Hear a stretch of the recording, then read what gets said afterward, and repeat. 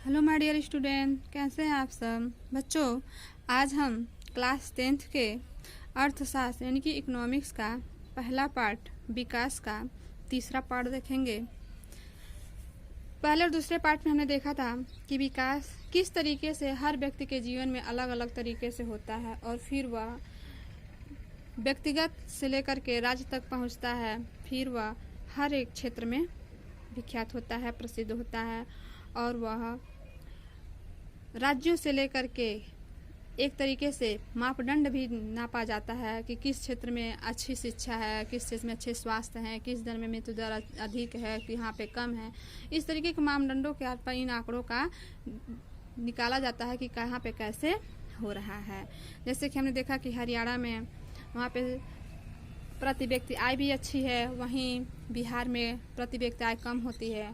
हरियाणा और केरल में अच्छे स्वास्थ्य की व्यवस्था होती है, शिक्षा की व्यवस्था होती है, वहीं हमारे बिहार में इस चीज़ की व्यवस्था नहीं होती है। और धीरे धीरे यह हर एक क्षेत्र में चेकिंग ये मापदंड नापना और सर्वेक्षण करना चालू हो जाता है। और आज का हमारा पॉइंट है विकास की धार्यता। विकास की धार्यता यानी कि विकास ऐसी प्रक्रिया है जो हमें बिना नुकसान पहुंचाए, यानी कि हम अपनी एक पीढ़ी से दूसरी पीढ़ी में पहुंचना विकास धार्यता की पहचान है। यानी कि हम बिना पर्यावरण को नुकसान पहुंचाए आगे बढ़ते हैं या फिर अपने पहले पीढ़ी को बिना नुकसान पहुंचाए आगे बढ़ते हैं। यह पर्यावरण से भी संबंधित है और अपने परिवार से भी संबंधित है। तो सीधा सीधा हमारा यह है कि हम अपने बिना पर्यावरण और परिवेश को बिना नुकसान पहुंचाए जो विकास हम आगे ले जाते हैं वही विकास की धार्यता कहलाती है। कह रहा है कि हम विकास को जिस तरह भी परिभाषित करें, अभी के लिए मान लें कि एक विशेष देश काफी विकसित है और हम निश्चित रूप से यह चाहेंगे कि विकास का स्तर और ऊंचा हो या कम से कम हो, भावी पीढ़ी के लिए स्तर बना रहे। और ये स्पष्ट रूप से वांछनीय है, लेकिन 20वीं सदी के उत्तरार्ध में बहुत से वैज्ञानिक यह चेतावनी देते आ रहे हैं कि विकास का वर्तमान प्रकार और स्तर धारी नहीं है।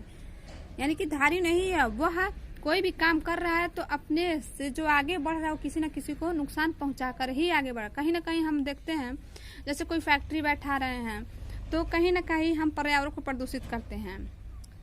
जैसे अत्यधिक धुएं मात्र उत्पादन होता है, कोई हम केमिकल इस्तेमाल करते हैं या फिर कीटनाशक दवा का प्रयोग करते हैं, जैसे कि खेत में ही ले लीजिए, तो कहीं ना कहीं वह पर्यावरण को प्रदूषित कर रहा है। इसीलिए कह रहा है कि वर्तमान प्रकार और स्तर धारी नहीं है।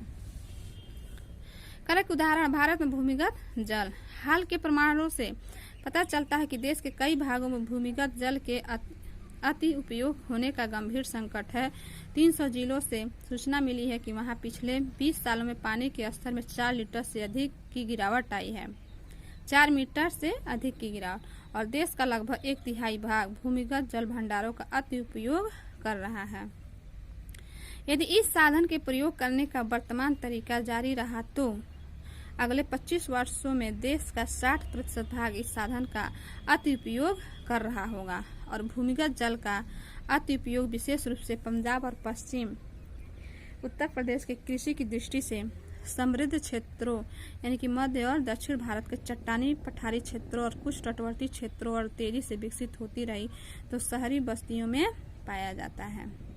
जो भूमिगत जल यानी कि जो भूमिगत जल का प्रयोग हम भी करते हैं और आप भी करते हैं, सभी करते हैं भूमिगत जल, क्योंकि नल से जब पानी निकलते हैं तो वह भूमि से निकलते हैं। कहीं कहीं देखते भी हैं कि जहाँ पे अत्यधिक मात्रा में पानी कभी कभी होता है ना, जैसे रेगिस्तान वगैरह में पानी बहुत कम मिलता है। फिर कह रहा कि भूमिगत जल नवीकरणीय साधन का उदाहरण है। फसल और पौधों की तरह इन साधनों की पुनः पूर्ति प्रकृति करती है, लेकिन यहाँ भी हम इन साधनों का अति उपयोग कर रहे हैं। उदाहरण के लिए भूमिगत जल के यदि बरसात द्वारा हो रही पुनः पूर्ति से अधिक प्रयोग करते हैं तो हम इस साधन का अति उपयोग कर रहे हैं, यानी कि सबसे ज्यादा उपयोग कर रहे हैं। और गैर नवीकरण साधन वो है जो वर्षों से प्रयोग के पश्चात समाप्त हो जाते हैं। नवीकरण यानी कि इस्तेमाल किया और फिर से बन गया, गैर नवीकरण जो न बने। और इन साधनों का धरती पर एक निश्चित भंडार है। निश्चित भंडार यानी कि निश्चित है कि अगर हम ज्यादा प्रयोग करेंगे तो वह खपत हो जाएगी और इनकी पुनः पूर्ति नहीं हो सकती। और कभी कभी हमें ऐसे नए साधन मिल जाते हैं जिनके बारे में हमें पहले कोई जानकारी नहीं थी, और नए स्रोत भंडार में वृद्धि करते हैं, लेकिन समय के साथ वो भी समाप्त हो जाता है। उदाहरण के लिए हम जमीन से जो कच्चा तेल निकालते हैं वह एक गैर नवीनीकरण साधन है, लेकिन हमें तेल का ऐसा स्रोत मिल सकता है जिसके बारे में हमें पहले जानकारी भी नहीं है, और इसके लिए हर समय खोज चलती रहती है। यहाँ पे एक कॉलम भी दिखाया गया है। यह तालिका कच्चे तेल के भंडारों के अनुपात कॉलम 1 को दर्शाती है। अधिक महत्वपूर्ण यह है कि यह बताती है कि यदि कच्चे तेल का प्रयोग वर्तमान दर पर चालू रहे तो भंडार कितने वर्ष चलेंगे, और यह संपूर्ण विश्व के लिए है, किंतु अलग अलग देशों की अलग अलग स्थितियां हैं। यह भंडार केवल 50 वर्षों में समाप्त हो जाएंगे, और भारत जैसे देश के इसके आयात पर निर्भर है, जिसके पास तेल के पर्याप्त भंडार नहीं है। तेल की कीमतें बढ़ती हैं तो प्रत्येक पर भार पड़ता है, यानी कि जिस क्षेत्र में तेल की खनिज तेल की मात्रा कम है तो वहाँ पे उसकी कीमत भी ज़्यादा रहती है, और जिस क्षेत्र में तेल है वहाँ पे उसकी कीमत कम रहती है।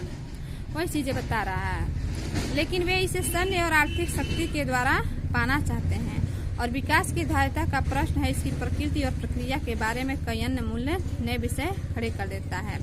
क्या किसी देश की विकास प्रक्रिया के लिए कच्चा तेल अनिवार्य है? चर्चा कीजिए। बिल्कुल अनिवार्य है। फिर कह रहा है पर्यावरण में गिरावट के परिणाम राष्ट्रीय और राज्य सीमाओं का ख्याल नहीं करते हैं। जो पर्यावरण में गिरावट के लिए परिणाम जो पर्यावरण को नुकसान पहुंचाते हैं और राष्ट्रीय और राज्य सीमाओं का ख्याल नहीं करते हैं। यह एक क्षेत्र या देशगत विषय नहीं रह गया। हम सबका भविष्य परस्पर जुड़ा हुआ है, और विकास की धारिता तुलनात्मक स्तर पर ज्ञान का नया क्षेत्र है, जिसमें वैज्ञानिक, अर्थशास्त्री, दार्शनिक और अन्य सामाजिक वैज्ञानिक मिलजुल करके काम करते हैं। यानी कि सारे लोग मिलजुल के काम करते हैं ताकि हमारे पर्यावरण पे कोई नुकसान ना हो। और विकास या प्रगति का प्रश्न हमेशा चलने वाला प्रश्न है। यानी कि जो विकास शब्द है, हमने पहले ही बताया था कि विकास एक निरंतर चलने वाली प्रक्रिया है जो हर व्यक्ति के जीवन में जीवन पर्यंत चलता रहता है, और हर वक्त हमें व्यक्तिगत स्तर पर और समाज का सदस्य होने के नाते यह प्रश्न पूछने की आवश्यकता है कि हम कहाँ जाना चाहते हैं, हम क्या बनना चाहते हैं और हमारे लक्ष्य क्या हैं। इसलिए विकास पे बहस जारी है। यानी कि विकास पे बहस जारी है कि हम किन किन क्षेत्रों में विकास कर सकते हैं और किन किन क्षेत्रों में विकास नहीं कर सकते हैं, किन क्षेत्रों में हम पीछे हैं, किस क्षेत्रों में हम आगे हैं। जिसमें आगे है उसे आगे किया जाए, जिसमें पीछे है उसे भी आगे किया जाए। और इस तरीके से विकास का टॉपिक यहीं पे समाप्त होता है। नेक्स्ट पार्ट में हम देखेंगे कि नेक्स्ट पार्ट हमारा क्या है। हाँ, भारतीय अर्थव्यवस्था के क्षेत्र हम नेक्स्ट वीडियो में देखेंगे। इस वीडियो में मात्र इतना ही। धन्यवाद।